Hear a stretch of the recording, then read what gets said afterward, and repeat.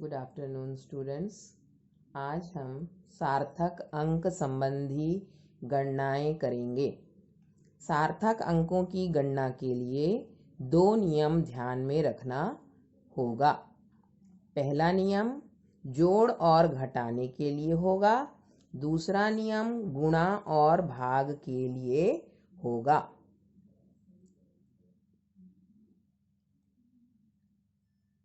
अब हम पहला नियम देखते हैं। पहला नियम जोड़ने और घटाने दोनों के लिए एक ही नियम होता है, या हम कह लें कि सेम नियम होता है। अब देखिए पहला नियम क्या कहता है। जोड़ने और घटाने की क्रिया में उत्तर में दशमलव के बाद के अंकों की संख्या उतनी ही रखी जाती है जितनी उस पद में है जिसमें दशमलव के बाद अंकों की संख्या सबसे कम है। यह है नियम। अब इसको आपको यदि समझ नहीं आ रहा है तो बस इतना ध्यान रखिए कि जितने भी संख्याएं आपको दी जाएंगी उसमें किस संख्या में दशमलव के बाद सबसे कम अंक है। जिसमें सबसे कम अंक है गिन लीजिए कि दशमलव के बाद कितने अंक हैं। मान लीजिए दशमलव के बाद 2 अंक है तो वो सबसे कम है, अगर तो आपको उत्तर में दशमलव के बाद 2 ही अंक दिखाने होंगे या लिखने होंगे। उसके लिए आप उसे सीमित करके उत्तर लिखेंगे। मान लीजिए 4 संख्या दी गई है, एक में आपके बाद दशमलव के बाद 5 अंक है, एक में दशमलव के बाद 2 अंक है, एक में दशमलव के बाद 3 अंक है, एक में दशमलव के बाद 1 अंक है। तो दशमलव के बाद 1 अंक वाला सबसे छोटा है, सबसे कम है, इसलिए हम उत्तर में दशमलव के बाद 1 अंक में ही उत्तर देंगे। अब इसे हम उदाहरण से समझते हैं कि कैसे यह नियम लागू होता है और किस प्रकार से उत्तर जो है वो लिखा जाता है। अब हम सबसे पहले योग या जोड़ना, इसमें हम नियम का देखते हैं कैसे लगता है और कैसे होता है। मान लीजिए आपको एक प्रश्न दिया है जिसमें 4.52.625, दूसरा अंक है 6.4, तीसरा अंक है 32.336। इन तीनों अंकों को आपको जोड़ना है। तो हमेशा इसको हल करते समय सबसे पहले जो गणित का काम है वही किया जाएगा, यानी जैसे नॉर्मली या साधारण तरह आप जोड़ते हैं वैसे ही अंकों को लिखकर जोड़ दीजिए। बस ध्यान रहे कि दशमलव के नीचे दशमलव आए, इस हिसाब से आप अंकों को लिखेंगे। तो चलिए अब हम इसे लिखते हैं। अब इसे हम लिख लेते हैं। तो ये हो गया 452.625।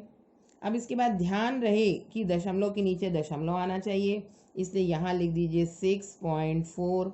उसके बाद हमारा हो जाएगा 32.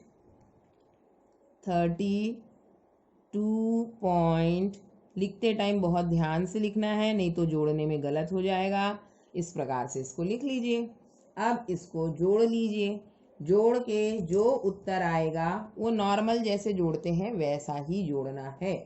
तो अब हम इसको जोड़ देते हैं। तो ये हो गया 5 और 6 11, ये हो गया 3 और 3 6, ये हो गया 6 4 10 और 3 13। अब एक यहाँ ले आइए, इसको जोड़ दीजिए इसमें। ये हो गया 3 और 6 9 और 10 और 1 11। अब यहाँ इसको जोड़ दीजिए। तो ये हो गया 9 और ये हो गया 4। तो हमारा ये उत्तर आया।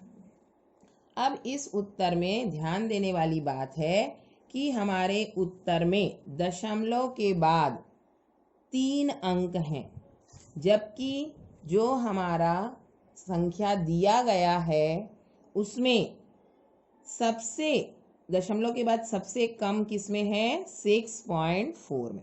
कितना अंक है दशमलव के बाद 1, यानी हमारे उत्तर में हमें दशमलव के बाद एक स्थान तक ही उत्तर लिखना है। यानी हमको कहाँ तक लिखना है? 491.3 तक लिखना है। लेकिन क्या ये 3 रहेगा? यहाँ पर हमें सीमित करने वाले नियमों को याद करते हुए सीमित करना होगा। तो हमारा यहाँ पर चूंकि 1 अंक है, इसलिए उत्तर में भी यहीं तक आना चाहिए।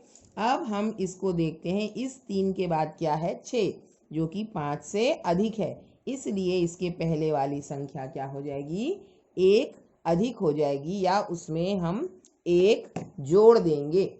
और इस प्रकार से हमारा उत्तर क्या बन जाएगा? 491.4। तो ये हमारा हो गया आंसर या उत्तर। इस प्रकार से हमको हमेशा ध्यान में रखते हुए नियमों को, सीमित के नियम भी याद रखेंगे तभी कर पाएंगे। एक बार फिर से दोहराती हूँ, जो संख्या आपको दी गई है उनको आप जैसे नॉर्मल जोड़ते हैं वैसे ही दशमलव को दशमलव के नीचे लिख के सलीके से लिख के जोड़ दीजिए। नॉर्मल बिल्कुल जैसे जोड़ते हैं जोड़ दीजिए। उसके बाद ये देखिए कि आपके किस संख्या में दशमलव के बाद सबसे कम स्थान था। जैसे यहाँ पर हम क्या देखते हैं? 6.4, यानी यहाँ पर दशमलव के बाद 1 स्थान है, इसमें 3 है, इसमें भी 3 है, तो यही सबसे कम वाला है। यानी हमारे उत्तर में दशमलव के बाद 1 स्थान होना चाहिए। इसलिए अब हम इस संख्या को सीमित करते हैं। सीमित करने के लिए हम सीमित के जो नियम हैं उनका पालन करते हैं। यानी हमारा उत्तर यहाँ तक आना चाहिए। लेकिन इसके बाद क्या है? 6, जो कि 5 से अधिक है, इसलिए इसके पहले वाले संख्या में 1 जोड़ेंगे और इस प्रकार हमारा उत्तर हो जाएगा 491.4।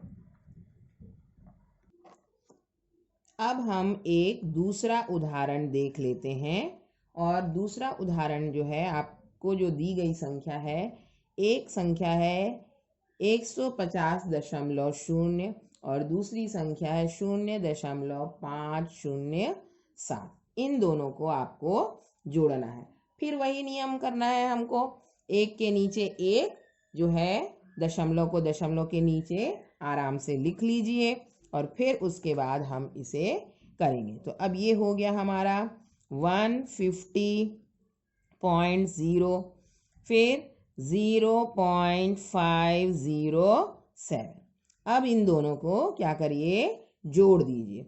इस प्रकार से अब हम इसको जोड़ेंगे। जोड़ने के पश्चात हमको यहाँ आएगा 705.05 और ये 1, तो हमारा आ गया 150.507।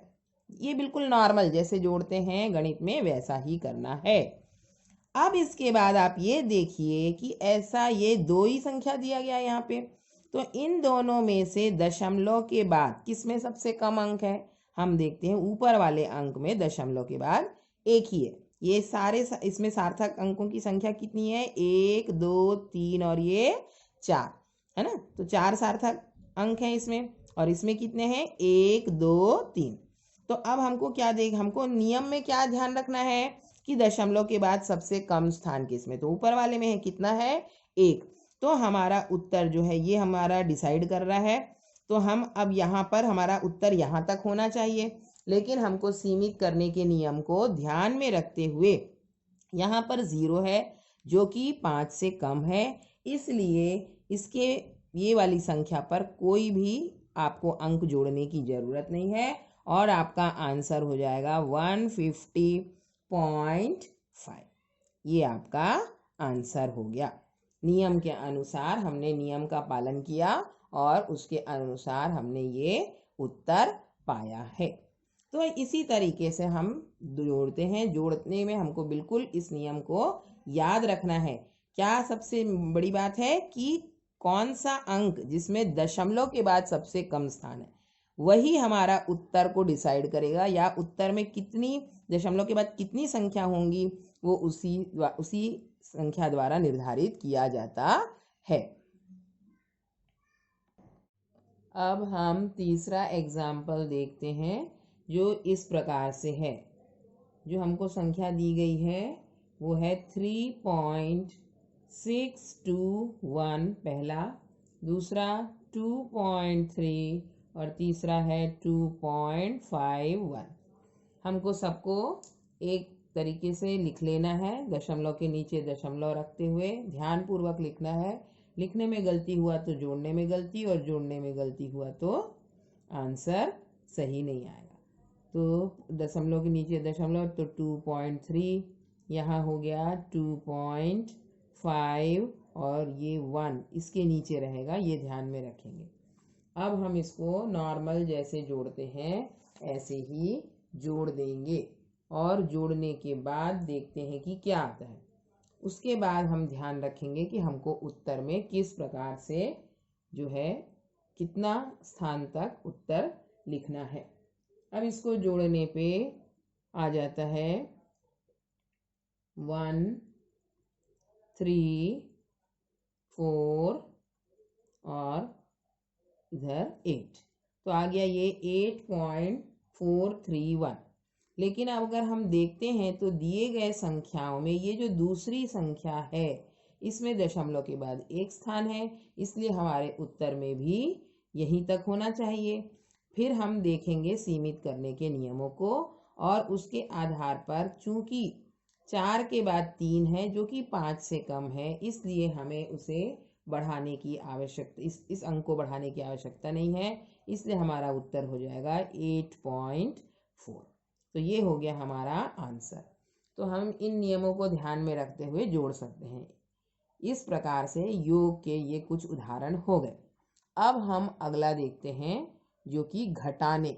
घटाने में भी इन्हीं नियमों का पालन करना है, जैसे नॉर्मल घटाते हैं वैसे ही घटाएंगे, और आखिरी में उत्तर लिखते टाइम इन्हीं नियमों का ध्यान में रखते हुए उत्तर लिखेंगे। तो अब हम आगे घटाने का उदाहरण देखते हैं। अब हमारा पहला एग्जाम्पल जो घटाने का है, मान लीजिए क्वेश्चन दिया है आपको 0.854 में से आपको घटाना है 0.0592। ये प्रश्न दिया गया है। अब इसको भी आप नियम पूर्वक जैसे लिखते हैं ऐसे लिख लीजिए। कौन सा ऊपर लिखेंगे ये बात को ध्यान रखेंगे, इसमें से इसको घटाने कहा गया।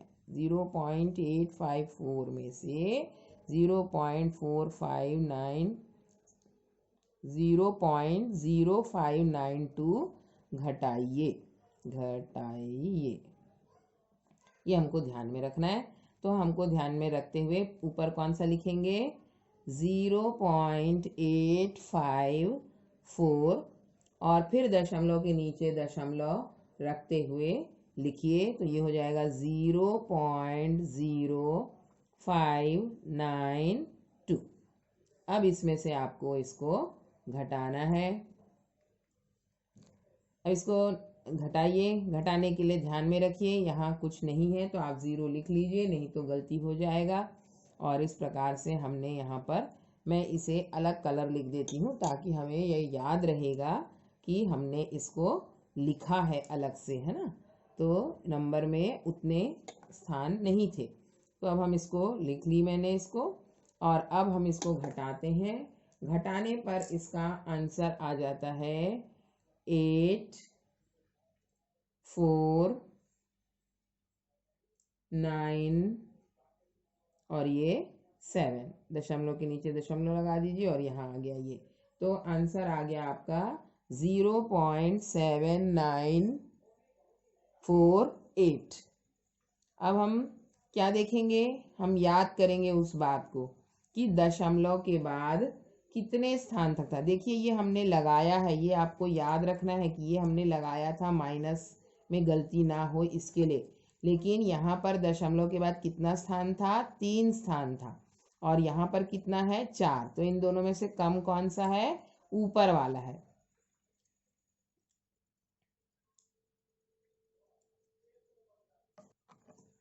तो ऊपर वाले में कम है, दशमलव के बाद 3 स्थान है, इसलिए हमारे उत्तर में भी दशमलव के बाद 3 स्थान ही होने चाहिए, अर्थात यहाँ तक होना चाहिए।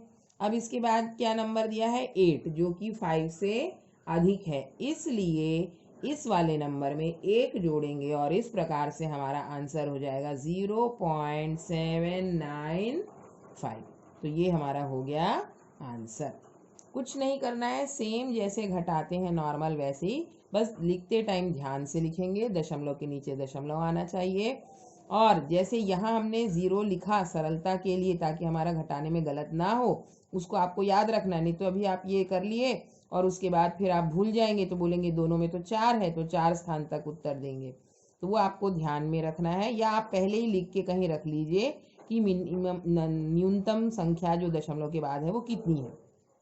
इस प्रकार से हमारा उत्तर आ गया 0.795। हम और एक उदाहरण देखते हैं ताकि हम और अच्छे से सीख सकें। अब हम दूसरा उदाहरण देखते हैं जिसमें हमको 28.8640 में से 24.23 को घटाना है। तो अब इसको हम फिर बिल्कुल नियम से जैसे लिखते हैं ऐसे लिख लेते हैं, दशमलव के नीचे दशमलव लिखते हुए। तो ये हो गया 28.8640 और यहाँ ऋण का चिन्ह लगा दीजिए और यहाँ लिख दीजिए 24.23। अब इसको जैसे साधारण घटाते हैं ऐसे ही घटा दीजिए, नॉर्मली जैसे घटाया जाता है वैसे ही घटा लीजिए। अब इसका मान कितना आ जाएगा, यहाँ 043 और उसके बाद यहाँ 6 फिर यहाँ 4। तो हमारा आंसर इतना आया। लेकिन अभी ये पूर्ण रूप से नहीं हुआ है, क्योंकि हमको ये देखना है कि हमारे दिए गए संख्याओं में दशमलव के बाद किसके उसमें सबसे कम अंक था। तो हम देख रहे हैं कि ये हमारा जो दूसरा नंबर है उसमें दशमलव के बाद केवल 2 अंक है, यानी हमारा उत्तर जो है वो यहाँ तक आना चाहिए। अब इस 3 के बाद 4 है जो कि 5 से कम है, इसलिए इसमें कोई वृद्धि नहीं करेंगे और आंसर हो जाएगा हमारा 4.63। ये हो गया हमारा आंसर। तो इन नियमों को ध्यान में रखते हुए हम आप बड़ी सरलता से इसको घटाकर उत्तर सही सही लिखते हैं। बस हमें ध्यान रखना है, जोड़ के लिए अलग नियम है, जोड़ घटाने के लिए एक ही नियम है, मतलब गुणा भाग के लिए अलग नियम आएगा, तो वो मैं बाद में बताऊंगी। अभी आप इसमें इसके लिए बस इतना याद रखिए कि जितनी संख्याएं दी गई हैं उसमें से कौन सी संख्या में दशमलव के बाद सबसे कम है और कितने अंक हैं, उतने ही अंक आपके उत्तर में होने चाहिए। अब हम इसके आगे देखेंगे अगला। अब हम दूसरा नियम देखते हैं जो कि गुणा और भाग के लिए लागू होता है। गुणा और भाग दोनों के लिए एक ही नियम होता है, गुणा के लिए अलग भाग के लिए अलग ऐसा नहीं है, एक ही नियम जो है दोनों। जैसे जोड़ घटाना के लिए एक था वैसे ही इसके लिए भी एक है। नियम क्या कहता है, गुणा और भाग की क्रियाओं में अंतिम परिणाम को उतने ही सार्थक अंकों द्वारा दर्शाया जाता है जितने सार्थक अंक सबसे कम परिशुद्ध पद में है। वहां पर हम दशमलव देखते थे, यहाँ पर हमको क्या देखना है कि जो सबसे कम परिशुद्ध पद है उसमें कितने सार्थक अंक हैं। अगर उसमें 2 है तो उत्तर 2 सार्थक अंक से होना चाहिए, अगर 4 है तो उत्तर जो है वो 4 सार्थक अंकों में होना चाहिए। इसको भी हम उदाहरण से समझेंगे ताकि हमें आसानी से समझ आ जाए। अब हम पहला उदाहरण देखते हैं, गुणा का है ये, जिसमें क्वेश्चन दिया गया है 6.4 इंटू 0.2। अब इस नियम में हमको क्या ध्यान देना है कि सार्थक अंक जो है जो सबसे कम परिशुद्ध पद है उसमें कितने सार्थक अंक है, उतना ही अंक जो है उत्तर में आना चाहिए। तो ये पहला वाला जो संख्या इसमें कितने सार्थक अंक हैं, 1 और ये 2।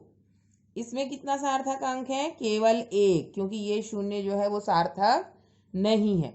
यानी कम सार्थक अंक वाला कितना है, ये वाला है, और इसमें कितने हैं उस पद में 1, यानी हमारा उत्तर जो है उसमें 1 सार्थक अंक वाला होना चाहिए। इसके बाद हम क्या करेंगे, इसके बाद जैसे नॉर्मली गुणा करते हैं ऐसे ही हम नॉर्मली गुणा कर देंगे। अब नॉर्मल गुणा करने के लिए इसमें गुणा कर लीजिए। 6.4 इंटू 0.2, इसका मान कितना आ जाएगा, ये 8 और ये इतना। अब यहाँ 1 दशमलव, यहाँ 1 दशमलव, तो कितना दशमलव कहाँ लग जाएगा, ये तो ये आ गया 1.28। लेकिन अब इसमें कितने सार्थक अंक है, 3, लेकिन हमको कितने सार्थक अंक में व्यक्त करना है, 1, यानी 1 सार्थक अंक में व्यक्त करना है। मतलब ये समझ लीजिए कि हमको इसमें देखना पड़ेगा कि हम कैसे करेंगे और सीमित भी करना पड़ेगा।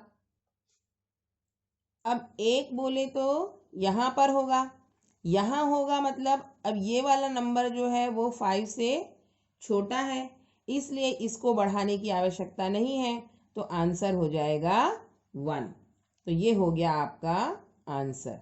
इसमें देखिए सिर्फ एक ही सार्थक अंक है, जब इसमें कितने थे, 3, लेकिन हमको 3 सार्थक अंक वाले व्यक्त नहीं करने हैं, क्योंकि हमारा जो सबसे कम परिशुद्ध है वो कौन है, ये, और इसमें कितने सार्थक अंक हैं, 1, तो हमको सार्थक अंक 1 जिसमें हो उतना ही व्यक्त करना है। तो हम इस अंक को यहाँ से इसमें देखेंगे ऐसे, और क्योंकि ये 2 है, 2 5 से कम है, इसलिए इसमें कोई वृद्धि करने की जरूरत नहीं है, सिर्फ 1 लिख देंगे और वो उसका आंसर हो जाएगा।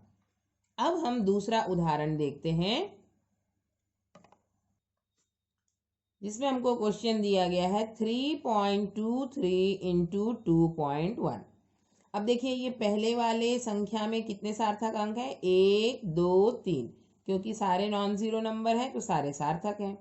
अब इस वाली संख्या में देखिए यहाँ पर 1 और ये 1 कितने हो गए, 2 सार्थक अंक। तो सबसे जो कम परिशुद्ध है वो कौन सा है, ये वाला है। अब इसमें कम परिशुद्ध जो है उसमें कितने सार्थक अंक हैं, 2, यानी हमारा उत्तर जो है वो 2 सार्थक अंकों के द्वारा व्यक्त किया जाएगा। अब क्या करेंगे, नॉर्मल जैसे गुणा करते हैं ऐसे गुणा कर लेंगे, और जो आंसर आएगा फिर उसमें हम इस नियम को लागू करते हुए देखेंगे कि 2 सार्थक अंक वाला में उत्तर क्या होगा। अब हमने इसको गुणा कर लिया, यहाँ पर गुणा करके हमने देखा क्या आया, यहाँ 3 आया, यहाँ 8 आया, और यहाँ 7 आया, और यहाँ पर कितना आया, 6। अब हमको देखना है कि हम दशमलव कैसे लगाएंगे, यहाँ 1 और यहाँ 2, टोटल कितना हो गया, 3, तो दशमलव यहाँ से देख के लगाइए, 1 2 और ये 3, तो ये आंसर कितना आ गया, 6.783। ये तो नॉर्मल तरीके से जो किए हैं गुणा उसका आंसर है, लेकिन हमको इसको व्यक्त कैसे करना है, हमको क्या देखना था कि 2 सार्थक अंक वाले। अब 2 सार्थक अंक जो है इसमें हम देखेंगे तो किस प्रकार से होगा, यानी हमको यहाँ तक प्रदर्शित करना है। अब इसमें देखिए ये 7 है, 7 के बाद क्या है, 8, 8 5 से अधिक है, और इसलिए ये आंसर हो जाएगा 6.8, क्योंकि ये 5 से अधिक है इसलिए इसमें 1 जोड़ देंगे तो ये आ गया 6.8। ये हो गया इसका आंसर। तो हमने उत्तर में क्या ध्यान दिया, ये गुणा और भाग के लिए ये नियम है कि आपको क्या देखना है कि जो भी संख्याएं दी गई हैं उसके सबसे कम परिशुद्ध वाले पद में कितने सार्थक अंक हैं। यहाँ 1 है, यहाँ ये एक और है, तो टोटल हो गया 2, यहाँ पर 1 2 3, तो ये सबसे कम वाला है, यानी 2 सार्थक अंक वाले हमें उसमें मान में उत्तर देना है। हमारा गुणा करने से इतना आया था, लेकिन हमें 2 में देना है, यानी यहाँ तक, तो इसके बाद वाला जो है वो है 8, 8 जो है 5 से बड़ा है, इसलिए हम इस 7 में 1 जोड़ देंगे तो ये बन जाएगा 6.8। इस प्रकार से ये सॉल्व हो गया। अब हम आगे देखते हैं। अब हमारा तीसरा उदाहरण जो है वह है 3.3125 इंटू 0.023। अब देखिए इसमें कितने सार्थक अंक हैं, 1 2 3 4 5, क्योंकि ये सारे नॉन जीरो नंबर है इसलिए 5 सार्थक अंक। अब इसमें देखिए ये 0 तो सार्थक नहीं है, केवल ये दोनों सार्थक है। तो कितने सार्थक संख्या है यहाँ पर सिग्निफिकेंट फिगर की संख्या है 2 और यहाँ पर सिग्निफिकेंट फिगर की संख्या है 5। तो जो सबसे कम परिशुद्ध है वो ये है, इसमें सार्थक अंकों की संख्या कितनी है, 2। इसलिए हमारे उत्तर में भी 2 सार्थक अंक होना चाहिए। तो अब हम इसको गुणा कर लेंगे। ये गुणा मैं आप लोग के लिए कर छोड़ दे रही हूँ, आंसर डायरेक्ट लिख दे रही हूँ। ये हम लोग वैसे भी क्लास में जब ऑनलाइन क्लास पढ़े थे तो कर चुके थे। तो अब इसका उत्तर कितना आता है, इसका उत्तर आता है 0.0761875। इतना आया, गुणा करके आप देख लेंगे, चेक कर लेंगे, 0.0761875।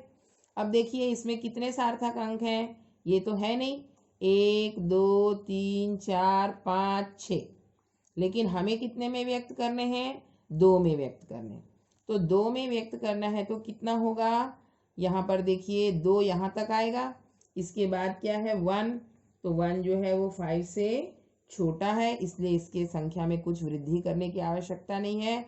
तो आंसर हो गया 0.076। भले दशमलव के बाद 3 स्थान है, लेकिन सार्थक अंक कितने हैं इसमें, एक ये और एक ये, माने कितने हैं, 2। और हमको 2 सार्थक अंक में ही व्यक्त करने थे, इसलिए ये हो गया हमारा आंसर। तो इस तरह से नियमों का पालन करते हुए हम करते हैं। आगे हम देखेंगे भाग में भी इसी नियम का पालन करना है। जैसे नॉर्मली हम भाग देते हैं वैसे ही भाग देंगे, और जब उत्तर आएगा वहां पर देखेंगे कि जो सबसे कम परिशुद्ध वाला है उसमें कितने सार्थक अंक हैं, उसी मान में हम उत्तर व्यक्त करेंगे। तो अब हम अगला देखते हैं भाग। अब इसमें देख लीजिए, हम पहला उदाहरण देखते हैं जो हमको मिला है 36.48 डिवाइडेड बाई, या भाग दीजिए किससे, 12 से। अब देखिए आप चेक कर लीजिए कितने सार्थक अंक है, इसमें कितने सार्थक अंक है, 1 2 3 4। हम यहाँ हल्का सा लिख लेते हैं, इसमें कितने सार्थक अंक है, एसएफ माने सिग्निफिकेंट फिगर्स, यहाँ पर है, अरे सॉरी यहाँ पर कितना है, 4 है। अब इसमें कितने सार्थक अंक हैं, 1 और एक कितना हो गया, 2। तो इसमें सिग्निफिकेंट फिगर कितना है, 2। तो कौन है सबसे कम, ये वाला है सबसे कम। तो हमको 2 सार्थक अंकों में इसके उत्तर को व्यक्त करना होगा। आप इसको भाग दे दीजिए और भाग दे के देखिए कि कितना आएगा। अब देखिए हम यहाँ पर इसको भाग दे देते हैं, 36.48 को 12 से भाग दे दीजिए, ये 3 टाइम्स गया, कट गया, फिर इसके बाद दशमलव डाल लीजिए, 4 उतार लीजिए, फिर नहीं जाएगा, 0 डाल लीजिए, फिर 8 उतार लीजिए और 4 टाइम्स गया 48। तो मान कितना आ गया, इसका आंसर आ गया 3.04। लेकिन क्या हो रहा है, यहाँ पर कितने सार्थक अंक हैं, 1 2 3, ये बीच में है इसलिए ये भी सार्थक है। तो कितने सार्थक अंक हैं, 3। लेकिन हमें कितने सार्थक अंक में व्यक्त करना है, 2, यानी हमें यहाँ तक व्यक्त करना है। और इसके बाद क्या है, 4 है, यानी 5 से कम है, इसलिए कुछ वृद्धि करने की आवश्यकता नहीं है। और हमारा आंसर कितना आ जाएगा, हमारा आंसर आ जाएगा इसमें 3.0। यहाँ 4 है इसलिए कुछ बढ़ाने की आवश्यकता नहीं है, तो ये हो जाएगा 3.0। ये हो गया इसका आंसर। अब हम दूसरा उदाहरण देखते हैं। मान लीजिए आपको क्वेश्चन दिया है 6.012 डिवाइडेड बाई 2.1, यानी 6.012 को 2.1 से भाग दीजिए। तो अब हम यहाँ पे क्या करेंगे, फिर अपने नियम का पालन करेंगे। अब देखिए यहाँ पर कितने सार्थक अंक हैं, 1 2 3 4। हम हल्का सा लिख लेते हैं, यहाँ पर सिग्निफिकेंट फिगर की संख्या कितनी है, 4। यहाँ पर कितनी है, 1 और 1 2। तो ये कौन सा सबसे कम परिशुद्ध है? ये वाला सबसे कम परिशुद्ध है। इसमें सार्थक अंक कितने हैं? 2। यानी हमारे उत्तर में 2 सार्थक अंक तक हमें व्यक्त करना है। अब इसको गुणा करना मैं आपके लिए छोड़ती हूँ, ये आपके लिए होमवर्क है, आप करके देख लीजिएगा। मैं डायरेक्ट आंसर लिख दे रही हूँ 2.862851। आप आसानी से कर सकते हैं, ज़्यादा बड़ा नंबर नहीं है। अब यहाँ पर देखिए, यहाँ तो बहुत सारे सार्थक अंक आ गए। हमें कितने में व्यक्त करना है? केवल 2 सार्थक अंक में व्यक्त करना है, यानी हमें केवल यहाँ तक व्यक्त करना है। अब हम क्या देखेंगे? इसके बाद कौन सा अंक है? 6। 6 जो है 5 से बड़ा है, इसलिए इसके आगे वाले नंबर में हमें एक वृद्धि करनी पड़ेगी या एक जोड़ना पड़ेगा। तो इस प्रकार से हमारा आंसर क्या हो जाएगा? 2.9। इस तरह से नियमों का पालन करते हुए हमने उत्तर प्राप्त कर लिया। ये हमारा आंसर हो गया। 2 सार्थक अंक हैं इसमें भी, और इसमें भी 2 सार्थक अंक हैं।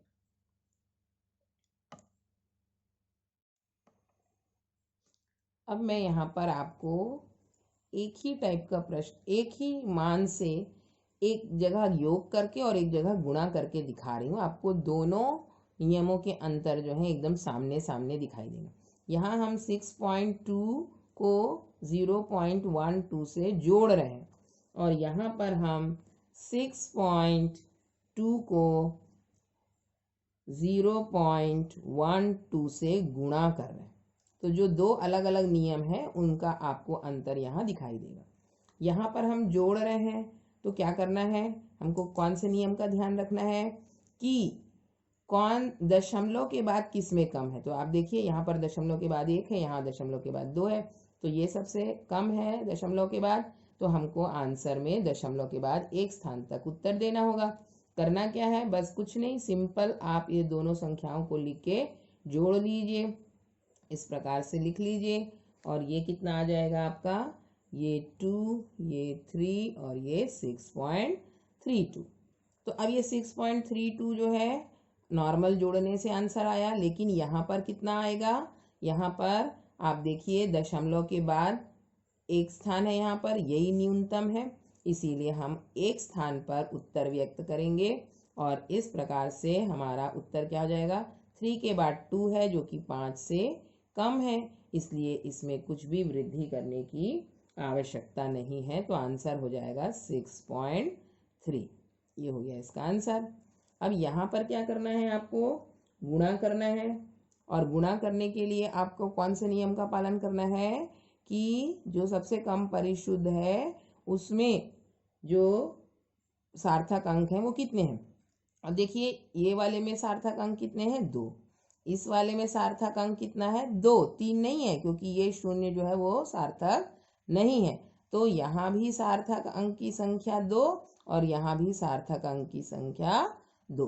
तो यानी आपके उत्तर में कितना आना चाहिए? यहाँ कोई भी कम नहीं है, दोनों बराबर है, तो आपको 2 ही उत्तर में सार्थक अंक आने चाहिए।